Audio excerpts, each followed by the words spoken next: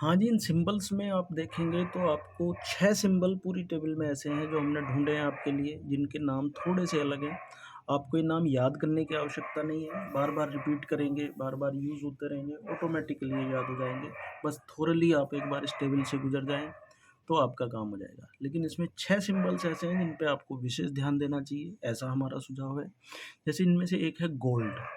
Gold का symbol जीओ ना होके एयू होता है, क्योंकि इसको लैटिन भाषा में ओरियम कहा जाता है। पहला ये हुआ गोल्ड, जिस पे आपको फोकस करना चाहिए। दूसरा जो सिंबल है हमारा वो है आयरन। आयरन को फेरियम कहा जाता है, तो इसका भी सिंबल एफ ही होता है, ना कि आई आर। एक है लेड, पीबी।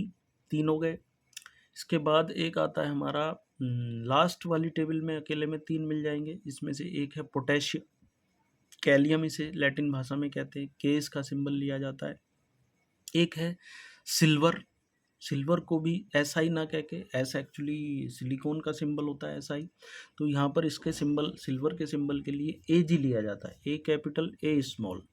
और last but not least sodium, natrium इसे कहा जाता है लैटिन भाषा में, तो यहाँ से एन ए लिया गया।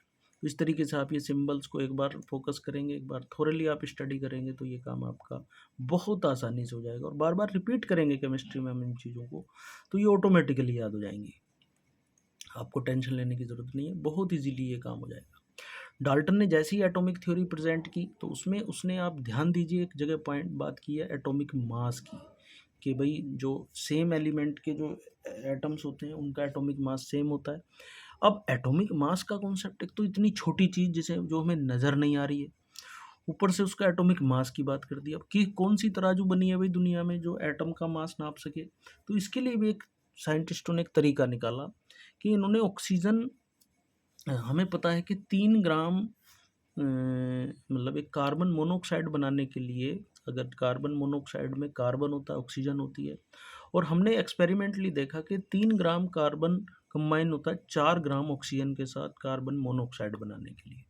तो इसका मतलब पता चला कि कार्बन जो है 4/3 टाइम्स है ऑक्सीजन के मास का। हमने इसी को एटॉमिक मास यूनिट कहा गया। IUPAC में इसे यू से प्रेजेंट करते हैं, यूनिफाइड मास। अब इसी से हमने आगे सिंबल्स बनाए। जैसे हमने कार्बन के एक एटॉमिक मास को 1U कहा, ऑक्सीजन को हमने 1.33U रखा, क्योंकि वो उसका 4/3 टाइम्स था।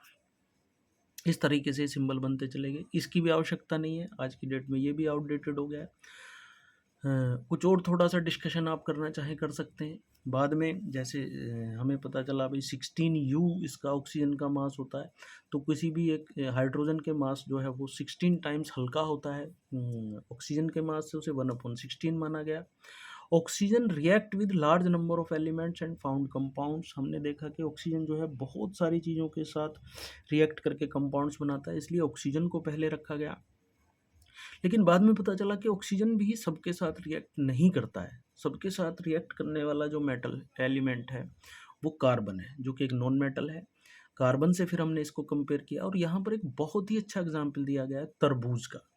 पुराने टाइम में जब तराजू नहीं होती थी, मंदा ज़माना था, लोगों के पास अफोर्ड करने का टाइम नहीं था तरवाज और तराजू और वेट वगैरह, तो वो लोग क्या करते थे, जैसे एक तरबूज लिया, तरबूज मान लो वो 12 kg का है, और उसके 12 टुकड़े कर लिए, तो एक टुकड़े को वो 1 kg मान के चलते थे।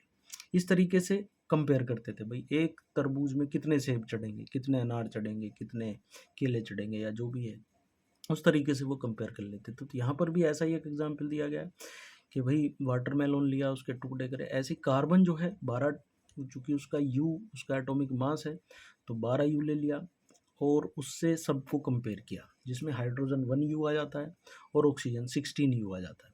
और 12 और 16 को फिर कंपेयर करेंगे तो रेशो इनका 1.33 ही आएगा।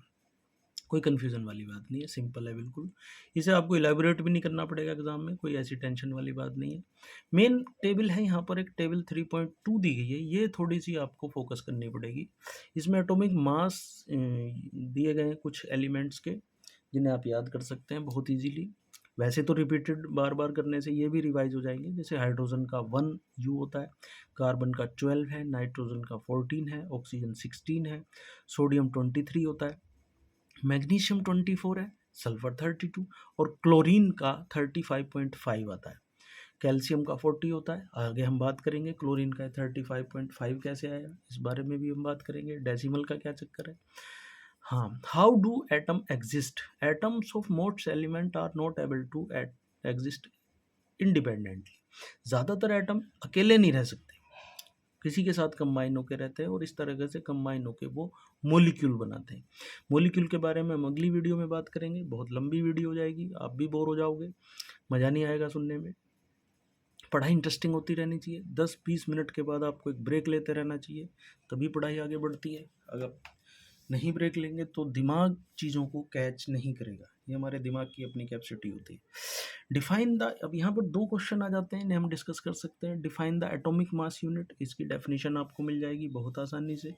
आज हमारा टास्क है कि आप हमारी इस वीडियो में, अगर आपको पसंद आ रही है, आप हमारे चैनल से जुड़े हुए हैं, तो एक टास्क देते हैं, हमें कैसे पता चलेगा आप लोग जुड़े हुए हैं। तो आप एटॉमिक मास यूनिट की डेफिनेशन ढूंढ के कमेंट बॉक्स में लिखिए, और हम उन बच्चों के नाम लेंगे अगली वीडियो में जिन्होंने ये एटॉमिक मास यूनिट के जो डेफिनेशन है वो सही लिखी। हम उन्हें प्रेज करेंगे, एनकरेज करेंगे ऐसे बच्चों को जो सच में पढ़ना चाह रहे हैं। हमारा ये चैनल बनाने का मकसद यही है कि हम उन बच्चों तक पहुंच सकें जो हम तक नहीं पहुंच सकते या जिन तक हम नहीं पहुंच सकते। तो बहुत ईजी चीज़ें होती हैं, पढ़ाई बिल्कुल मुश्किल नहीं है, इसको थोड़ा सा एंजॉय करने की ज़रूरत है। सेकेंड क्वेश्चन यहाँ पर है, why it is not possible to see an atom with naked eyes. हम एटम को नंगी आंखों से क्यों नहीं देख सकते, क्योंकि बहुत छोटा होता है, हमारी आंखों की अपनी कैपेसिटी है, उससे छोटी बियॉन्ड जाके हम चीज़ों को नहीं देख सकते, इसलिए हम एटम को नंगी आंखों से नहीं देख सकते। इवन के नैनोमीटर में वो नापा जाता है, माइक्रोस्कोपिक चीज़ें हैं, तो इसलिए हम उन्हें नहीं देख सकते। चलो मिलते हैं अगली वीडियो में, तब तक के लिए आप रिवाइज करें, चैप्टर को थोरली एक बार पढ़ जरूर लें, और अगली वीडियो में हम बात करेंगे मॉलिक्यूल की, मोलर कॉन्सेप्ट की, हम देखेंगे कंपाउंड्स के फॉर्मूले कैसे बनते हैं। बहुत ही इंटरेस्टिंग अगली वीडियो होने वाली है, हमारा सुझाव है आप उसे मिस ना करें। तब तक आप हमारे चैनल को लाइक कर सकते हैं, अपने दोस्तों के साथ इसे शेयर करें और सब्सक्राइब करें, अपने दोस्तों से भी सब्सक्राइब कराएं ताकि हम एनकरेज हों और आगे अच्छी क्वालिटी की, अच्छी टेक्नोलॉजी के साथ अच्छी वीडियोस बनाएं। Thanks for watching the video.